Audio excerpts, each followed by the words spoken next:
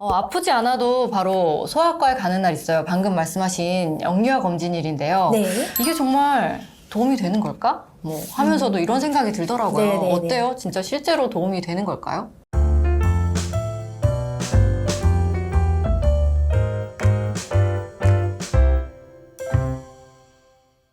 안녕하세요. 랜선진료소의 정과장 정수연입니다. 오늘도 초보맘, 워킹맘들의 고민을 해결해 주실 분 모셨습니다. 저랑 같은 과장님이세요. 그래서 네. 더 친근감이 드는데요. 과장님 인사 먼저 부탁드릴게요. 안녕하세요. 저는 서울의료원이라는 종합병원에서 근무하고 있고 소아청소년과 과장으로 근무하고 있는 예혜련이라고 합니다. 보통 이 아이들이 아프면 소아과 많이 가게 되는데 네. 소아신경과는 조금 생소한 것 같아요. 네네. 어떤 경우에 가면 좀 도움을 받을 수 있을까요? 네. 소아신경과는 신경과에 가게 되는 그런 증상들을 가진 아이들을 보는 그런 과가 됩니다. 그래서 가장 흔한 것으로는 두통, 어지럼증, 이런 의식 저하라든지 경련 이런 것들이 가장 흔하고요. 그리고 이제 성인 신경과에서 보지 않는 영역이라고 하면은 발달 지연이 되겠습니다. 그럼 본격적으로 이제 내 아이의 발달에 관련한 이야기들 나눠보겠습니다. 아프지 않아도 바로 소아과에 가는 날 있어요. 방금 말씀하신 영유아 검진일인데요. 네. 이게 또 어린이집이나 유치원에 가려면 필수 서류예요. 그래서 네네. 하게 되기는 하게 되는데 이게 정말 도움이 되는 걸까? 하면서도 이런 생각이 들더라고요. 네네네. 어때요? 진짜 실제로 도움이 되는 걸까요? 저는 이 시스템이 부모님들한테 굉장한 큰 도움이 될 거라고 생각을 해요. 문항 하나하나가 굉장히 이제 전문가 선생님들께서 모이셔가지고 만들어주신 그런 항목들이에요. 그래서 그 항목들을 하나하나 체크하면서 읽어 나가는 것 자체도 굉장히 육아하시는데 도움이 많이 되실 것 같고요. 검진을 통해서 아이한테 발견하지 못했던 시력 저하라든지 청력 저하라든지 여러 가지 신체, 기억 문제들 이런 것들도 체크할 수 있기 때문에 당연히 굉장히 좋은 시스템이라고 생각하고, 그리고 흔하게 이제 몸무게, 체중, 이런 것들, 그리고 비만도 이런 것들을 체크하면서 비만하지 않은지, 발육이 저하가 되는 건 아닌지 이런 것들도 같이 평가받을 수 있어서 영유아 검진을 가능한 빠지지 않고 받으시기를 추천을 드립니다. 네. 말씀을 듣고 나니까 영유아 검진 진짜 필요하다라는 생각은 드는데 아까 말씀하셨듯이 이 문진표 작성 굉장히 일이거든요. 질문 그쵸. 진짜 많아요. 그쵸. 그래서 이 질문 체크하는 것도 일인데 검진 시기별로 또 질문 내용이 다 다르더라고요. 그렇죠. 1차부터 8차까지 지금 진행이 되고 있는데 각 시기별로 굉장히 중요하게 생각하는 소아과 의사들이 중요하게 생각하는 그런 문항들을 뽑은 거예요. 예를 들어가지고 이제 영양 부분에서 보면은 매일 유제품을 먹습니까? 이렇게 물어보는 게 있어요. 저 안 먹이는데요? 그러면 매일 유제품을 먹이는 게 추천이 된다 이런 말이거든요. 아이가 화재 번호를 알고 있느냐라고 하면 이 시기에는 화재 번호 정도는 알려주어라.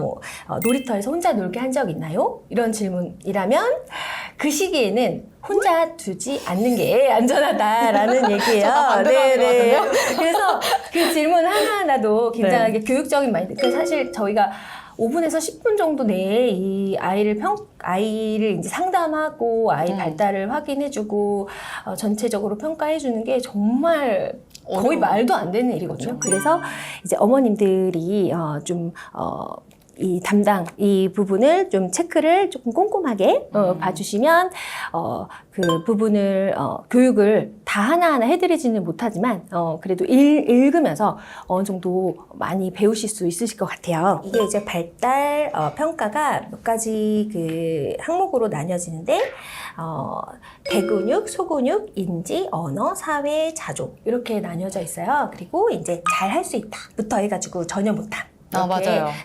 나뉘어져 있거든요. 어머님, 아버님의 성향에 따라서 굉장히 잘하는데도 잘 잘 못하는 편임. 그러니까 성에 차지 않는. 맞아요. 아무리 맞아요. 잘해도 성에 차지 않는 굉장히 그 기준이 높으신 분들이 저 있으시고. 체크 그랬던 것 같아요. 아, 그죠. 네. 그래서 실제로 제가 시켜보면 엄청 잘하는데, 예. 아. 오, 잘하네. 이렇게 얘기하시면서, 네, 잘 못하는 줄 알았다고. 네, 이렇게 맞아요. 하시기도 하고, 그리고 어머님, 아버님의 성향이 좀 반영이 돼서 스크리닝 검사, 네, 선별 검사라고 하는 그 말 자체가, 아주 뭐 정확도가 높다기보다는, 정말 이 범위를 좀 넓게 해서 그 발달이 느린 아이를 잘 걸러내는 거거든요. 그래서 그 안에는 발달이 정상적인 아이들도 분명히 포함이 돼 있어요. 딱 스크리닝 하실 때 네네. 거기서 어쨌든 정상인 아이들이 포함되어 있더라도 걸러지는 아이들은 그 다음 단계로 뭘 하는 게 있나요?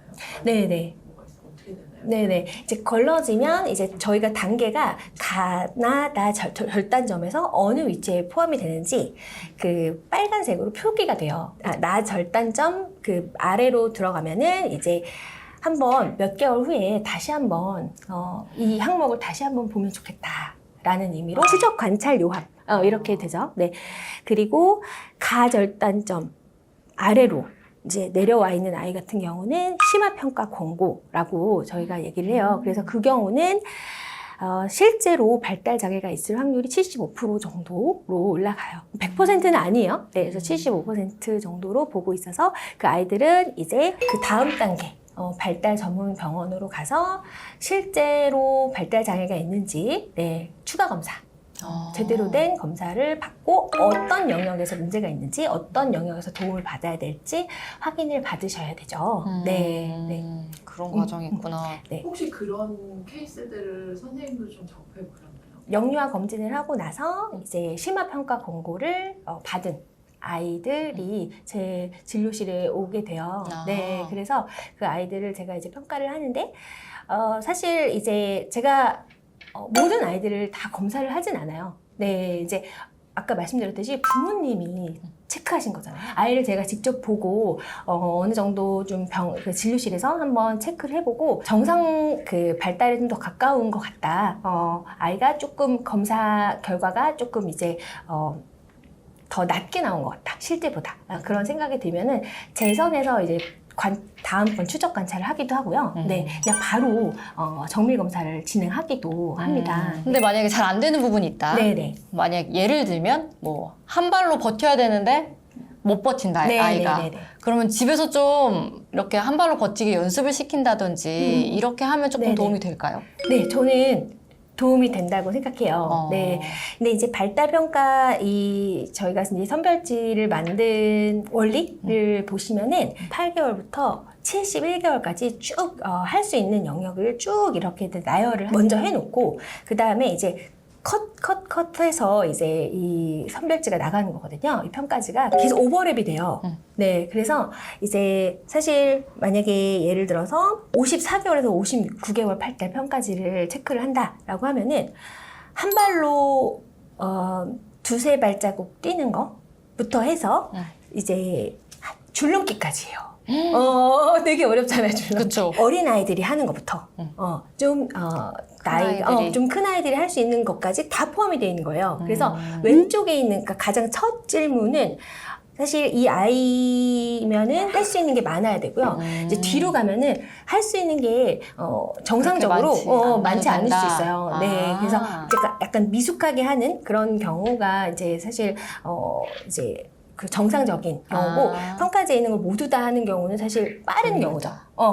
일반 아이들보다 빠른 경우예요. 완벽하게 많이 다 안 해도 된다라는 그렇죠. 말씀이시군요. 네. 어떻게 보면은 내가 이제 만약에 54개월에서 59개월의 평가지를 이제 클릭을 했는데 54개월의 아이를 이제 이 평가지를 하겠다고 이제 마음을 먹으시면 아마도 못할 수 있는 게 많을 거예요. 사실 이제 이 아이 시기에는 빠른 아이들 같은 경우는 할 수도 있구나. 그냥 그 정도로 생각하시고 그거를 모두 다 이제 해야 돼. 그렇게까지 하실 필요는 없어요. 검사를 하고 결과지를 받게 되면 이 등수가 나오더라고요. 네네. 그래서 이 등수부터 확인하게 네, 되는데 네, 이 등수가 높으면 좋고 네. 또 낮으면 걱정되고 이렇게 네. 희비가 교차하게 되더라고요. 네. 그래서 네. 이 등수를 좀 앞서하게 하려고 네. 개월수를 꽉 채워서 검사를 하는 게 좋다라는 네네. 엄마들의 얘기 있거든요. 네네네. 그런 거를 추천해요. 네, 아, 추천하세요? 네네. 근데 이제 54개월에서 59개월 평가지를 하시겠다고 생각을 하신다면 저는 54개월부터 평가지를 한번 열어보시는 게 어떨까 싶어요. 아. 네, 그래서 그냥 59개월에 닥쳐서 열었는데 할 수 없는 게 너무 많아. 그러니까 안 시켜본 게 너무 많아, 우리 아이는. 아. 내가 다 해줬어. 이런 것들 있잖아요. 자조 부분 특히. 일종의 팁이네요. 그냥 어느 정도 좀 발달 맞아요. 결과를 좋게 어. 할 수 있게. 그래서 저는 이거를 아이를 이제 키우는데 아이가 음. 발달하는데 도움이 되는 그런 팁으로, 꿀팁으로 생각하시면 좋을 것 같아요. 그래서, 우리 아이가 이 정도 할 수 있구나, 라고 생각을 하시고, 한 몇 개월 정도 시간 있잖아요. 그동안, 아이가 시간 될 때, 그거를, 재미삼아 초근육에 해당되는 항목들, 같이 해보기도 하고, 네, 아이 뭐, 지퍼 끼워 올리기 이런 것도 한번 혼자 해볼까? 뭐, 이렇게 해서 스스로 해보는 그런 시간을 가지면, 아마도 이제 마지막 이제 개월수 꽉 채워서 다시 했을 때는 아마 할 수 있는 게 많아졌을 거예요. 아, 네. 저는 오히려 반대로 네네. 그 개월수의 검진 시기가 되면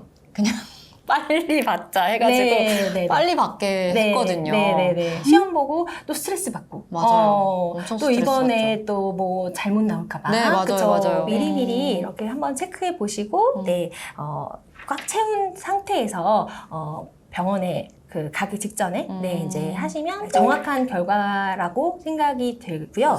육아 그런 책을 살 게 아니라 사실은 저 발달지 문진표를 매 개월수별로 보고 체크하고 안 되는 거 해보고 이게 훨씬 더 도움이 될 것 같다는 생각이 들어요. 그쵸. 네. 그래서 그냥 스트레스만 받으면서 막 열불 터지면서 클릭을 했던 그런 발달 평가지인데 사실은 굉장히 그 귀한 그런 육아 꿀팁 그러니까요. 이제 발달이 느린 아이들 이제 데리고 오시거나 이제 걱정이 돼서 오시는 분들 제가 이제 상담을 해보면은 하나하나 이런 제가 지금 말씀드린 이 항목 하나하나를 못했다고 해가지고 걱정하시는 분들이 있어요. 결국에는 큰 그림이 중요하잖아요. 네, 그래서 퍼즐 하나하나 작은 퍼즐 하나하나는 중요하지 않고 결국에는 아이가 그려내는 그 큰 그림이 이제 잘 그려진다고 한다면 너무 불안해하거나 네, 너무 이런 걱정을 많이 하실 필요는 없다고 생각해요.